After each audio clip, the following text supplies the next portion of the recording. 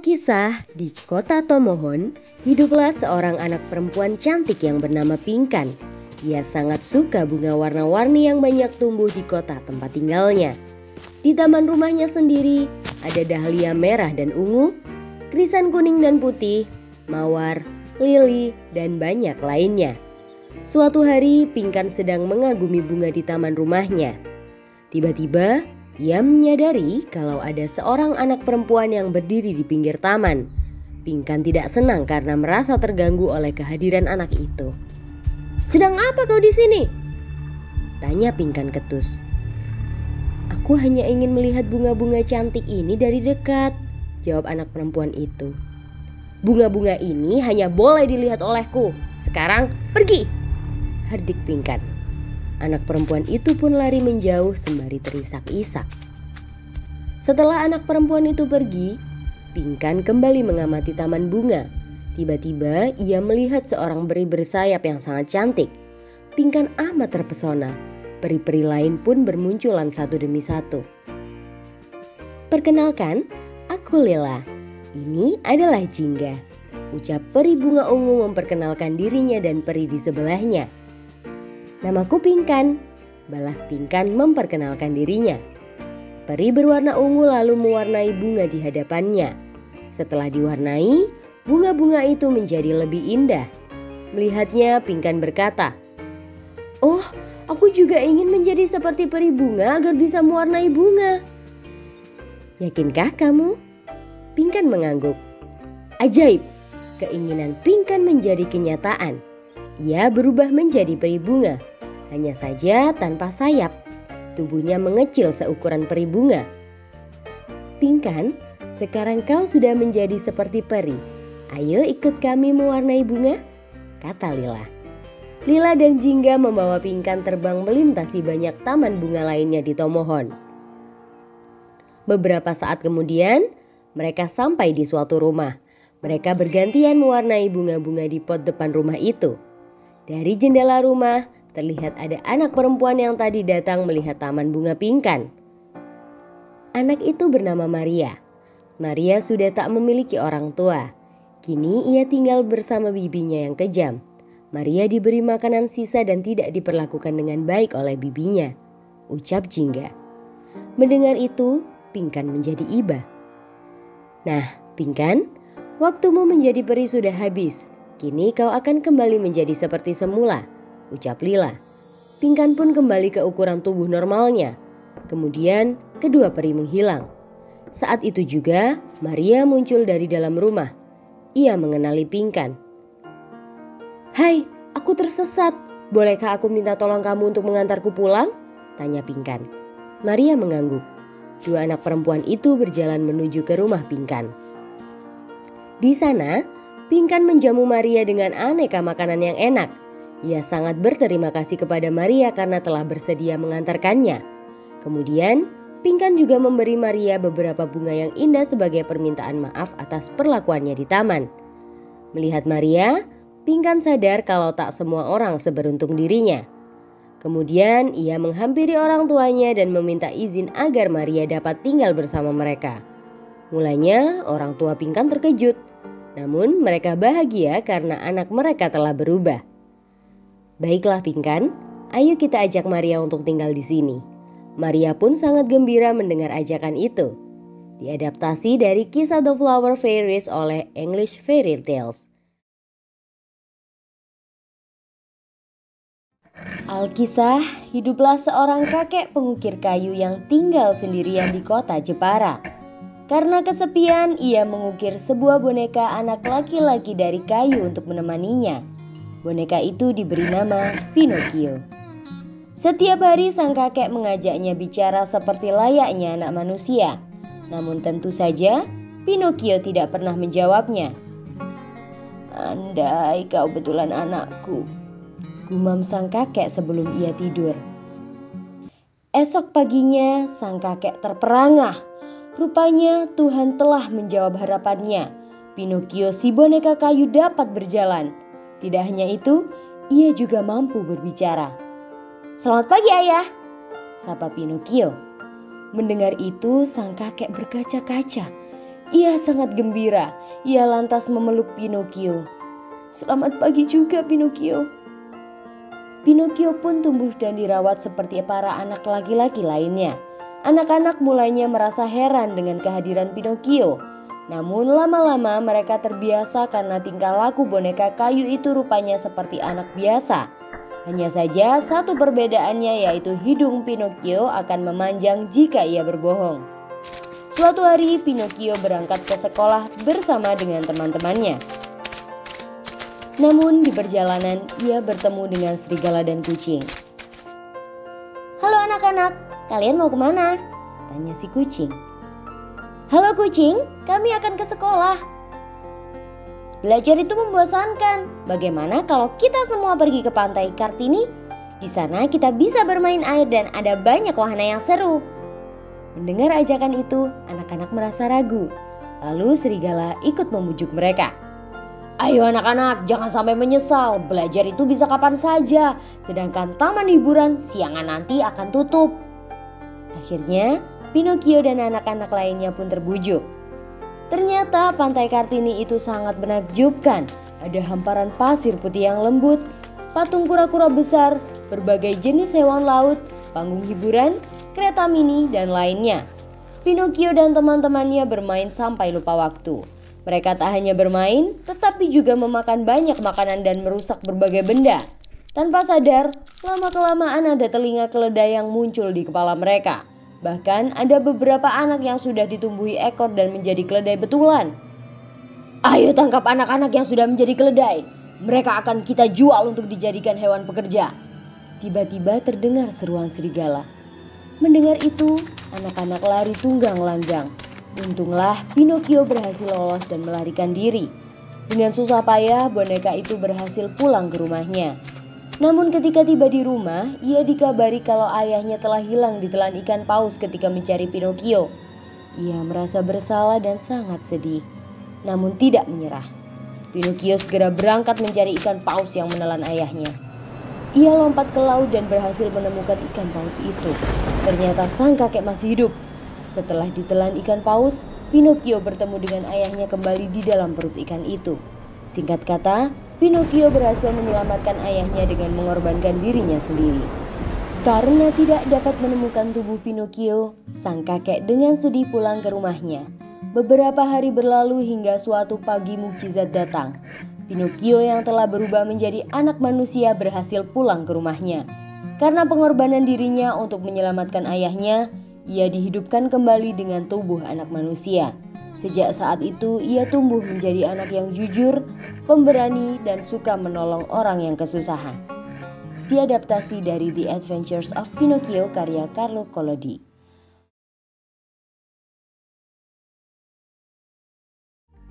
Dahulu kala di kerajaan Pakuan, hidup dua gadis muda yang bersahabat karib meski berbeda status. Dua gadis itu adalah Endawarni dan Anteh.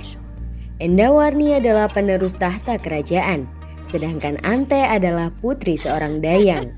Namun, Endawarni telah menganggap Anteh adiknya sendiri. Suatu hari, Endawarni dijodohkan dengan putra adipati dari Kadipaten Wetan, Pangeran Anantakusuma. Endawarni merasa takut karena ia akan dinikahkan dengan pemuda yang belum pernah ia temui. Anteh pun berusaha menenangkannya.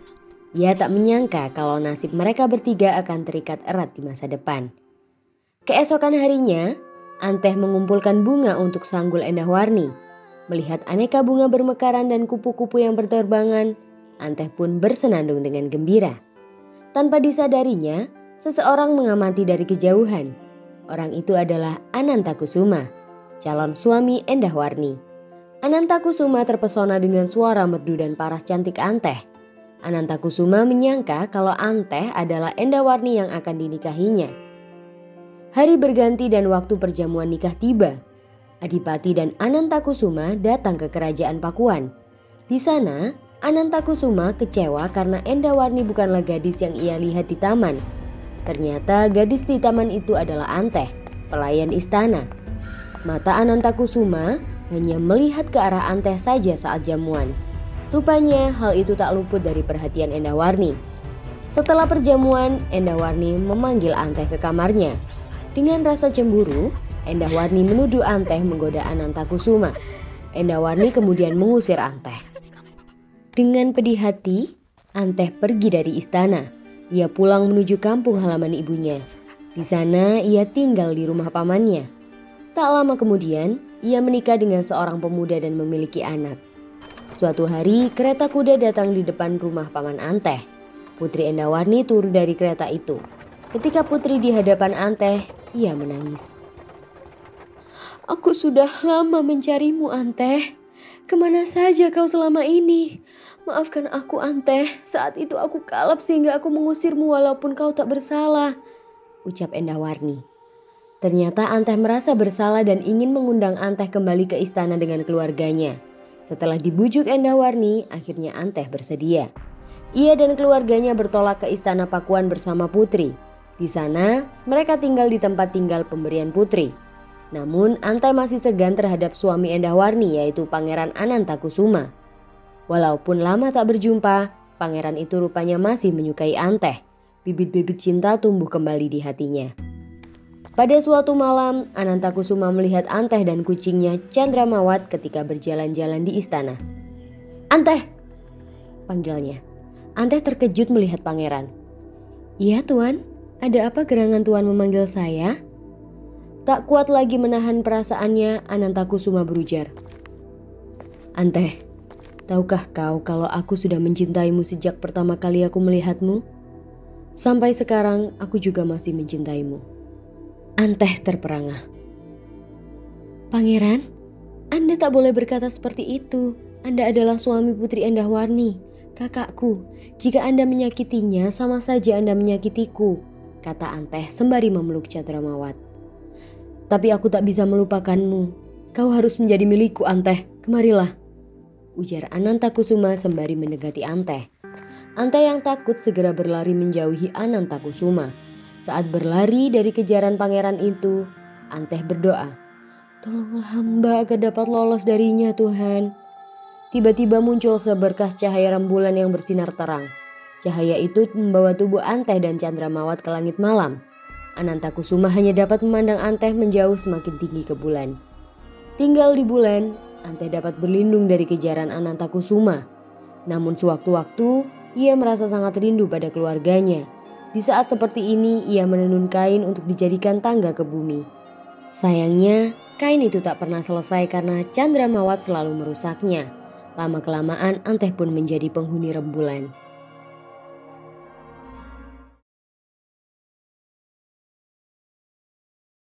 Pada suatu masa, hiduplah satu keluarga beruang dalam suatu hutan. Keluarga tersebut terdiri dari ayah beruang, ibu beruang, dan bayi beruang. Suatu hari, ibu beruang memasak bubur untuk sarapan keluarganya. Namun, karena buburnya masih terlalu panas, keluarga beruang memutuskan untuk berjalan-jalan keluar rumah terlebih dahulu. Tanpa mereka ketahui, datanglah seorang tamu tak diundang ke rumah mereka. Tamu ini adalah seorang anak kecil perempuan dengan rambut pirang. Goldilocks panggilannya. Goldilocks tidak sengaja menemukan rumah beruang saat ia berjalan-jalan terlalu jauh dari rumah neneknya. Karena kelelahan, Goldilocks berniat untuk menumpang istirahat di dalam rumah beruang. 3 kali ketukan dan tidak ada yang menjawab. Goldilocks memutuskan untuk membuka pintu sendiri. Ternyata pintunya tidak terkunci.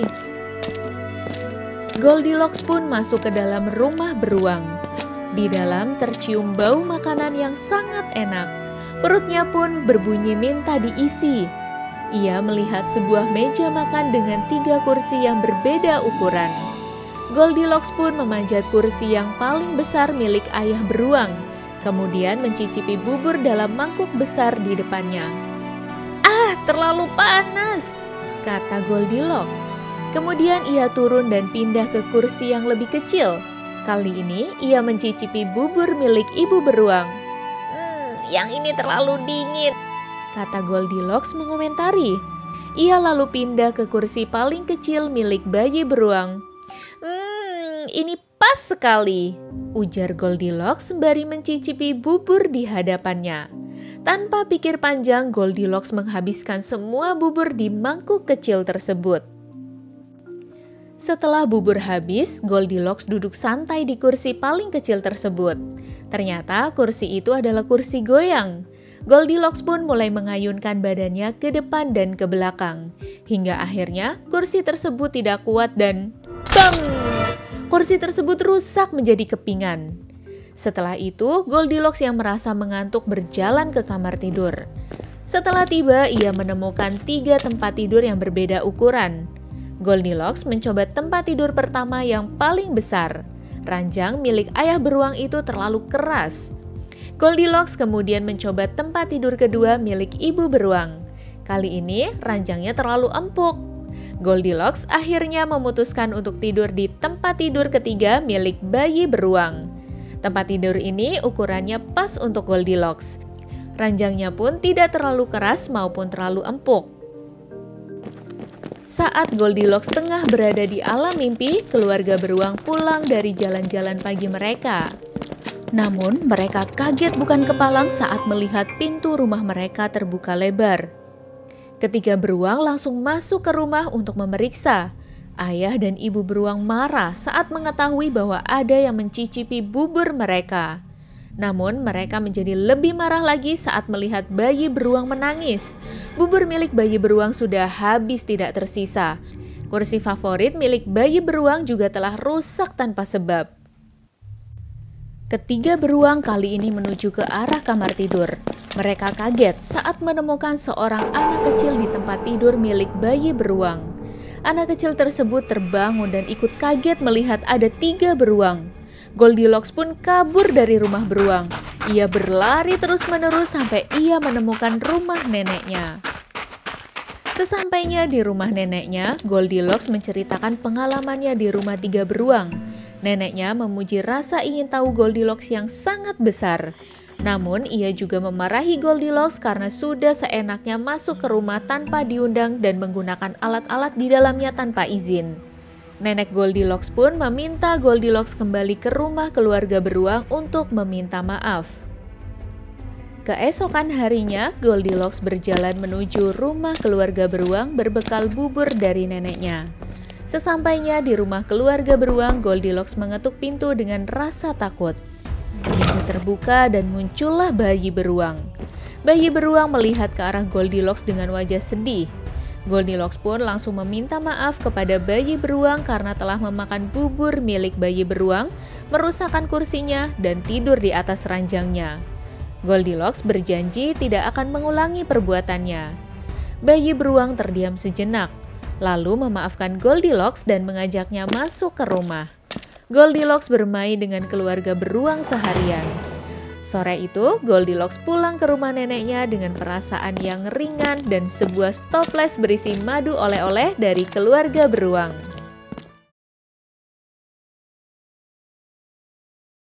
Alkisah, hiduplah 2 bersaudara yang tinggal di tepi hutan. Si sulung bernama Hansel, sedangkan si bungsu bernama Gretel. Mereka tinggal bersama ayah mereka, seorang pemotong kayu, dan seorang ibu tiri. Suatu ketika bencana kelaparan menimpa daerah tempat mereka tinggal. Ibu tiri menyarankan suaminya agar meninggalkan anak-anaknya di hutan supaya beban mereka berkurang. Siapa tahu ada orang yang menemukan dan memelihara mereka. Ayahnya akhirnya setuju dengan berat hati. Percakapan ini tak sengaja terdengar oleh Hansel dan Gretel. 2 anak itu merasa amat sedih karena akan ditinggal oleh orang tuanya. Tak mau menyerah begitu saja, Hansel berpikir keras agar mereka bisa selamat. Keesokan harinya, mereka sekeluarga berangkat ke hutan. Di perjalanan, Hansel diam-diam menjatuhkan batu-batu putih yang sudah ia kumpulkan malam sebelumnya. Ternyata idenya adalah menandai jalan dari rumah ke hutan agar ia tidak tersesat jika ditinggal. Ketika ditinggal oleh ibu tiri dan ayahnya di hutan, 2 anak itu mengikuti batu-batu yang sudah dijatuhkan Hansel. Batu-batu itu berhasil membawa mereka pulang ke rumah. Ibu tiri merasa heran, namun ia tidak menyerah. Pada kesempatan berikutnya, ia kembali mengajak kedua anak itu untuk pergi ke hutan. Kali ini, Hansel tidak sempat mencari batu putih.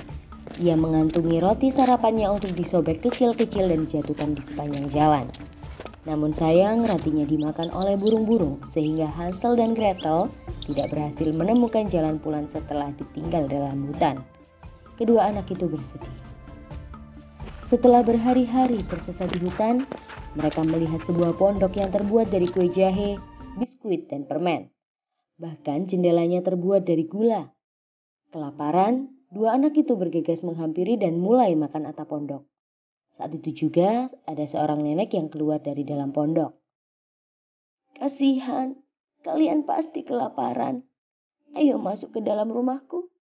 Ada banyak makanan lezat dan ranjang empuk menanti di dalam," ucap si nenek dengan ramah.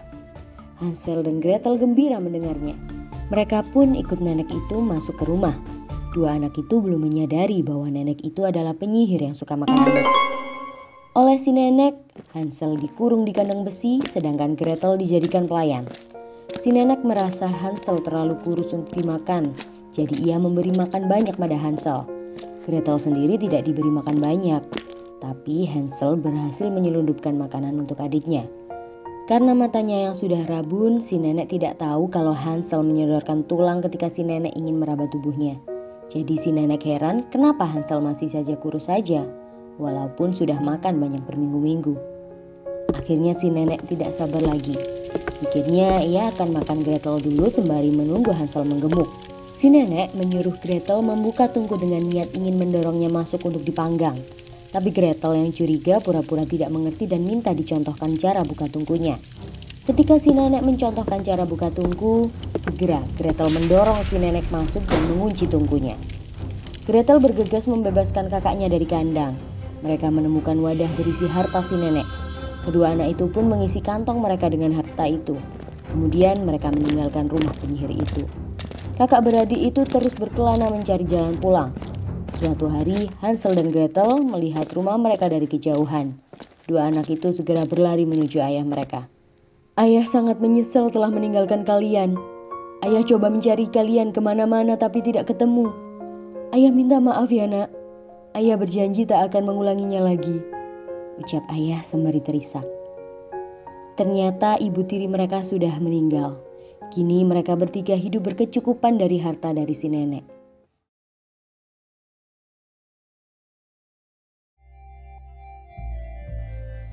Suatu sore, hujan rintik-rintik menjatuhi kota Batavia. Banyak warga kota yang bergegas untuk segera pulang rumah. Di antara para warga itu ada seorang gadis kecil penjajah korek api.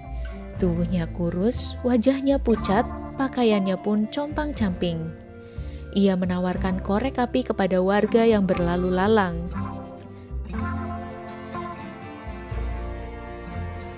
"Nyonya, boleh beli korek apinya?"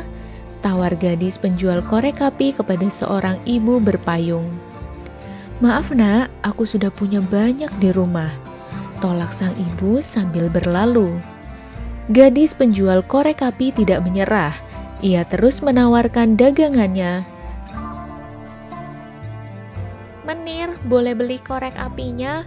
Murah, 10 kotak hanya 1 ketip," ujar sang gadis kepada seorang bapak dengan anak lelakinya. Pria itu juga menolak tawaran si gadis. Gadis penjual korek api terus berjalan menyusuri kota. Ia masih berharap akan ada yang membeli dagangannya. Namun, hujan semakin lebat. Keadaan sekitar pun perlahan-lahan sunyi dan gelap. Hari sudah malam dan orang-orang sudah kembali ke rumah masing-masing. Sementara itu, tubuh si gadis pun mulai basah kuyup. Ia berusaha melindungi koreknya agar tidak kebasahan. Si gadis menepi di pinggir sebuah rumah besar. Dari balik jendela, ia tak sengaja melihat sebuah keluarga yang sedang makan malam. Keluarga itu menyantap aneka makanan lezat. Pakaian mereka kering dan di dalam rumah terlihat hangat. Gadis penjual korek api tersenyum. Alangkah gembiranya jika ia yang ada di situ. Gadis itu pun duduk. Ia melihat sisa korek api yang dibawanya.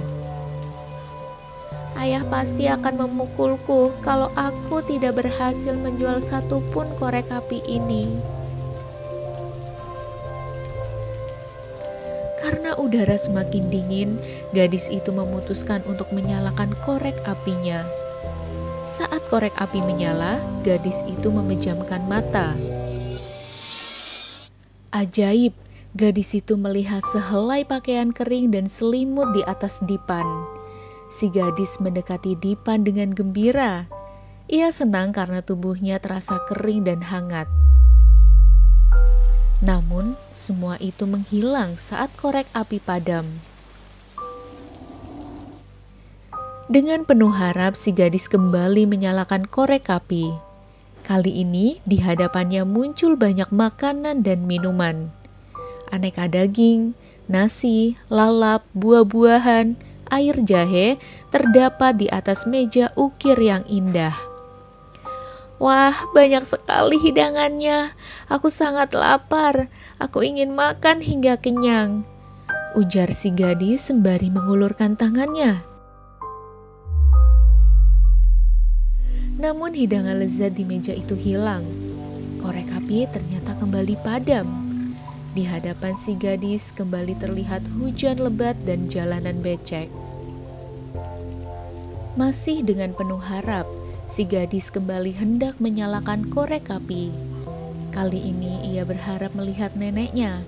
Ia sangat merindukan neneknya yang telah tiada. Saat korek api menyala, neneknya muncul di hadapannya. "Nenek!" seru si gadis. Ia bergegas memeluk neneknya itu. Neneknya membalas pelukan cucunya dengan hangat. "Aku sangat merindukan nenek," ujar gadis dengan suara parau. Sang nenek mengusap kepala cucunya itu. "Cucuku, ayo kita pergi ke ibumu.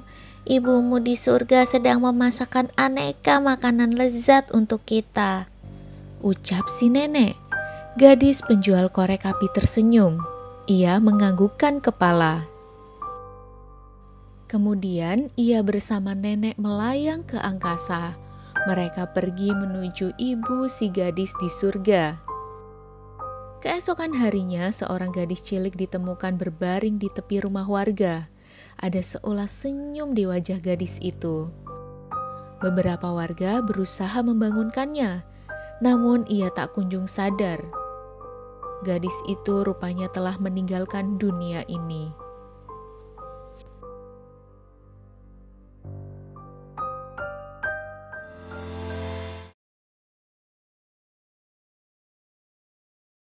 Dongeng Putih Salju. Alkisah, hiduplah seorang putri raja yang sangat cantik dan baik hati. Namanya Putih Salju. Ibu kandung Putih Salju meninggal ketika melahirkannya, dan setelah itu ayahnya menikah kembali. Ibu tirinya juga sangat cantik, tapi kejam dan dengki hatinya. Setiap hari ia bertanya pada cermin ajaibnya, "Wahai cermin ajaib, siapakah wanita tercantik di dunia ini?" Jawab cermin ajaib, "Kamulah yang paling cantik, Ratu." Mendengarnya, sang ratu pun merasa senang. Suatu hari, jawaban cermin ajaib berubah. Putih Salju adalah wanita tercantik. Betapa marahnya sang ratu. Segera ia perintahkan seorang pemburu untuk membunuh Putih Salju di hutan dan membawa pulang jantungnya. Sesampainya di hutan, sang pemburu tidak tega untuk membunuh Putih Salju. Sebagai gantinya, ia bunuh seekor rusa dan jantungnya ia berikan ke ratu. Putih Salju yang tinggal sendirian akhirnya menemukan rumah 7 kurcaci di tengah hutan. Karena Putih Salju baik hati dan rajin, semua kurcaci menyukai Putih Salju dan mengajaknya untuk tinggal bersama. Pada saat yang bersamaan, sang ratu bertanya kembali pada cermin ajaib, "Wahai cermin ajaib, siapakah wanita tercantik di dunia ini?" Alangkah geramnya ia ketika mendengar jawaban cermin ajaib tetaplah Putih Salju. "Pemburu itu telah menipuku. Begitu pikir sang ratu.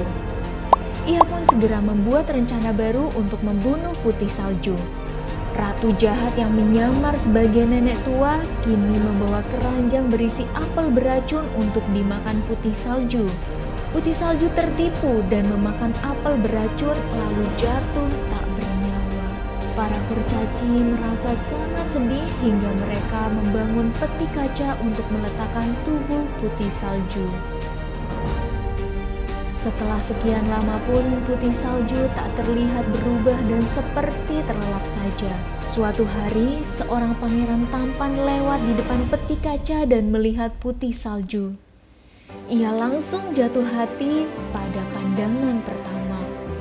Sang pangeran membuka tutup peti dan mencium Putih Salju. Ajaib, Putih Salju membuka mata dan terbangun. Para kurcaci sangat bahagia.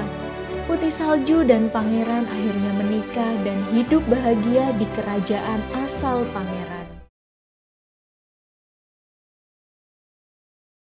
Nama Barbie sudah tidak asing lagi di kalangan para pecinta boneka. Tidak hanya diminati oleh anak-anak, tapi Barbie juga sudah menjadi barang koleksi yang wajib dipunyai banyak penggemar dewasa. Konon, setiap detik ada 2 boneka Barbie yang terjual di dunia. Tidak hanya itu, Barbie punya film seri, komik, toko, kafe, dan tidak ketinggalan pertunjukan fashion sendiri. Tidak hanya itu, ia juga menjual kosmetik, pakaian, buku, dan permainan video. Luar biasa ya? Namun, tahukah kamu bagaimana sejarah munculnya boneka ini? Ide pembuatan Barbie bermula dari seorang wanita di Amerika Serikat yang bernama Ruth Handler. Saat itu, boneka anak-anak semuanya bentuknya bayi. Tapi Handler mengamati putrinya sendiri lebih suka bermain dengan boneka kertas wanita dewasa. Dari situ terbitlah ide untuk membuat boneka anak yang tubuhnya wanita dewasa. Ia jadi lebih yakin lagi dengan ide ini ketika mengunjungi Jerman di tahun 1956. Ketika itu ia melihat boneka wanita Lily yang ditujukan untuk pembeli laki-laki di toko tembakau. Tetapi malah boneka ini populer dengan anak-anak. Tak buang waktu, Handler pun langsung membeli hak paten boneka tersebut. Lily pun didesain ulang oleh Handler. Barbie dilahirkan pada tanggal 9 Maret 1959, ketika ia pertama kalinya dipamerkan di Festival Mainan Amerika. Barbie pertama tersebut diberi nama Barbara, seperti nama putri Handler. Barbara memiliki rambut panjang pirang, badan ramping, dan tinggi badan setinggi 29 cm. Boneka itu laris terjual 350.000 buah pada tahun pertama produksi. 2 tahun kemudian, perusahaan Mattel milik Handler dan suaminya memproduksi Ken, yang menjadi pasangan Barbie. Berikutnya, sahabat dan adik Barbara yang bernama Mitch dan Skipper juga diproduksi. Sejak saat itu, Barbie telah tampil dengan 200-an lebih karir dari presiden, astronot, dokter, atlet olimpiade, bintang rock, hingga ahli komputer. Keluarga Barbie bertambah dengan tokoh-tokoh wanita ternama di dunia dari berbagai profesi. Tidak lupa yang tadinya hanya profil wanita berkulit putih mulai diperkenalkan boneka berkulit hitam, kuning, dan lainnya. Tahukah kamu kalau ada Barbie Indonesia juga? Saat ini, Barbie telah menjadi ikon budaya internasional. Ia dianggap telah membawa pengaruh besar pada anak-anak di seluruh dunia. Banyak perdebatan yang berlangsung tentang pengaruh Barbie. Contohnya, bentuk tubuh Barbie yang terlalu ideal untuk wanita umumnya. Ini dianggap telah membuat kaum wanita jadi kurang percaya diri dengan tubuhnya sendiri. Di lain pihak, Barbie juga menjadi model yang baik bagi para wanita yang ingin berkarir di berbagai bidang. Terlepas dari muatan perdebatan ini, Barbie dan keluarganya telah memikat jutaan pengagum dan akan terus menginspirasi generasi yang akan datang.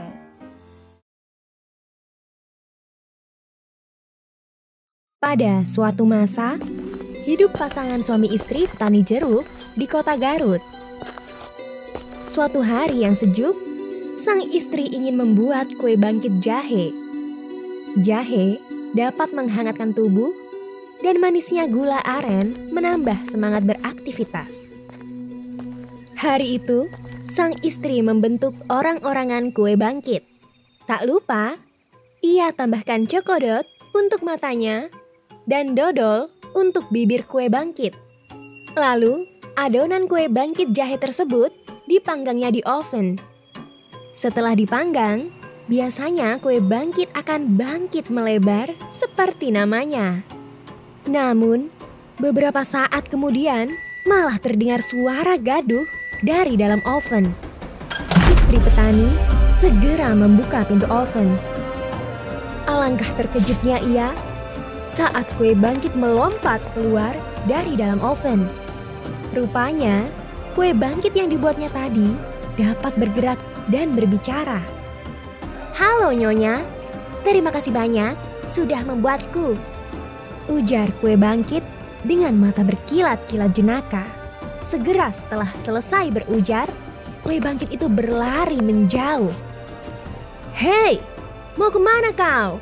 Kemari, aku ingin memakanmu," panggil istri petani panik.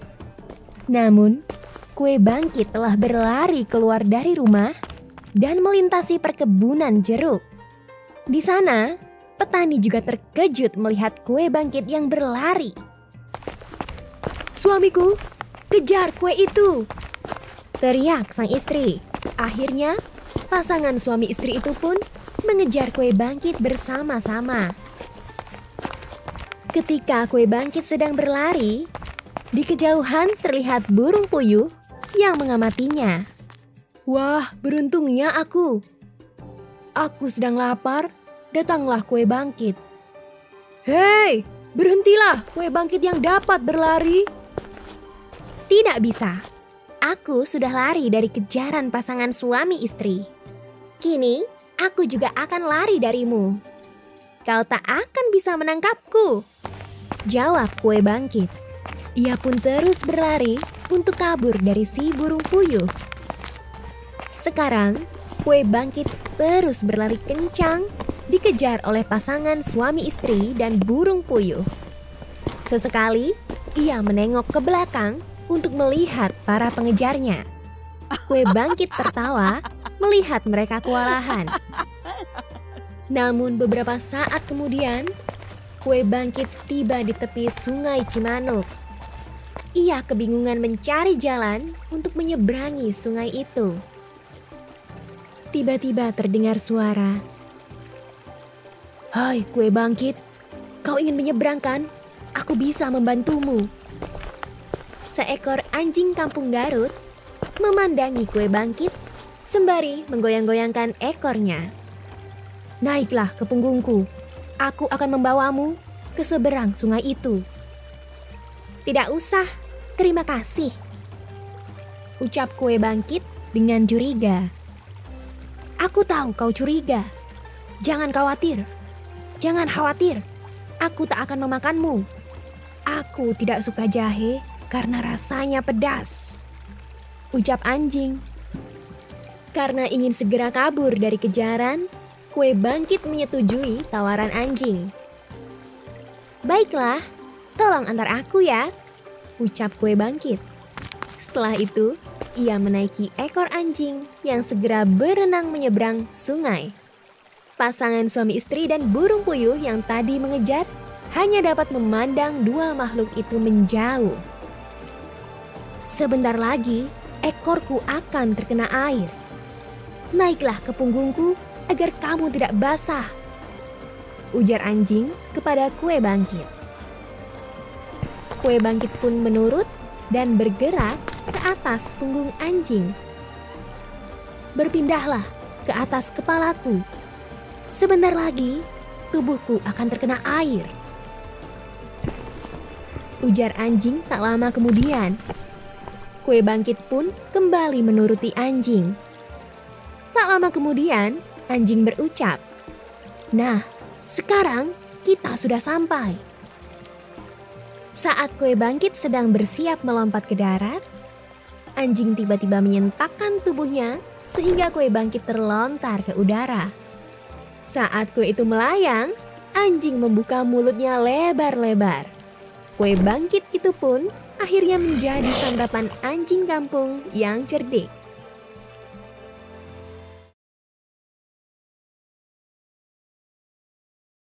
Aku adalah seekor rubah yang tinggal di hutan. Hobiku menjahili binatang-binatang lainnya. Pernah aku kerjai si burung belibis. Shh, belibis, hati-hati, di sana ada pemburu, kataku sambil menunjuk ke belakang pohon. Mana? Mana pemburunya? Tanya belibis dengan panik. Tak tahan aku melihatnya. Hahaha. Belibis baru tersadar. Kau mengerjaiku ya rubah. Belibis, belibis, mau saja kau dibohongi. Hehehehe. Belibis bersungut-sungut. Sebelum terbang pergi, ia menasihatiku. Kalau kau seperti itu terus, lama-lama kau tak punya teman. Aku hanya tertawa terpingkal-pingkal mendengar ucapan belibis yang terbang dengan dongkol. Esoknya, aku bertemu dengan babi hutan. Babi hutan sedang mengasah taringnya di batang pohon. Terbit niatku untuk menjahili si babi. Aku mondar-mandir dengan raut wajah seolah-olah cemas. Namun, babi hutan cuek dan tetap mengasah taringnya. Karena tidak digubris, aku jadi kesal. Hai babi hutan, kenapa kau terus mengasah taringmu? Sekarang kan sedang tidak ada bahaya, tanyaku. Justru saat bahaya datang, sudah terlalu telat untuk mengasah taringku, balas babi hutan tanpa berhenti mengasah taringnya. Bilang saja kau penakut, jadi kau selalu mengasah taringmu itu. Hahaha, ejekku. Tiba-tiba kami mendengar suara geraman. Dari balik semak-semak muncul seekor harimau. Sialnya, walaupun tubuh babi hutan lebih besar, mata harimau malah mengarah kepadaku. Sialku tak berhenti di situ saja. Harimau itu mengeluarkan taring-taringnya yang tajam dan mengambil ancang-ancang untuk menerkamku. Aku hanya bisa pasrah menunggu cakar harimau itu tiba di tubuhku. Ketika aku pikir maut akan menjemput, babi hutan tiba-tiba menerjang harimau itu dengan sekuat tenaga. Lalu si babi menggunakan taring-taringnya untuk melempar harimau sampai jauh dan tak kembali lagi. Aku sampai tersungkur lemas karena kaget. Begitu pulih rasa kagetku, aku merasa sangat lega. Terima kasih ya babi, kalau kau tidak menyeruduk harimau tadi, entah apa nasibku sekarang. Sama-sama rubah. Wah, ternyata rajin mengasah taring, ada gunanya juga ya. Buktinya, kau tak jadi sarapan harimau. Malunya aku disindir si babi. Dalam hati, aku berjanji tidak akan menjahili teman-temanku lagi. Wah, seru sekali ceritanya ya teman kece. Sekarang kita jawab pertanyaan berikut yuk. Pertanyaan pertama, peri bunga bertugas untuk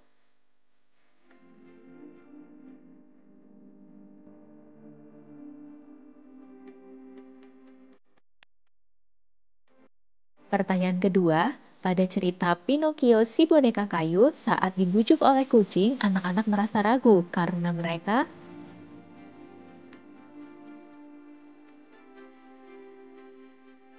Pertanyaan tiga, pada cerita legenda penunggu bulan, cahaya bulan menyelimuti tubuh Anteh ketika.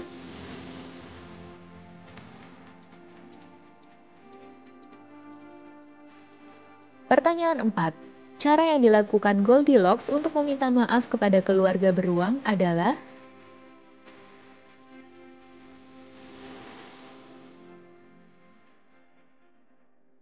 Pertanyaan 5. Alasan penyihir memerangkap Hansel dan Gretel adalah.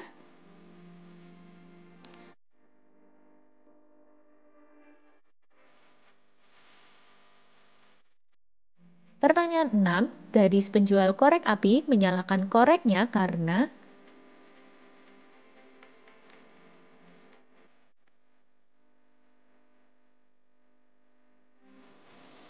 Pertanyaan 7. Mengapa sang ratu ingin membunuh putri salju?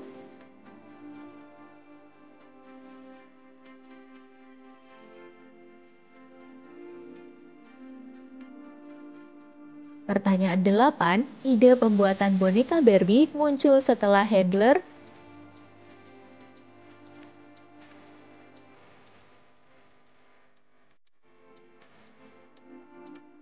Pertanyaan 9, dalam cerita, kue bangkit bersedia ikut dengan anjing karena.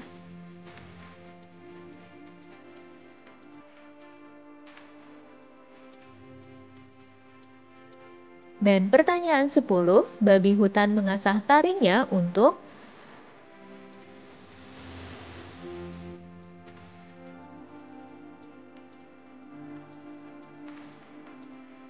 Oke teman kece boleh tulis jawaban kalian di kolom komentar ya.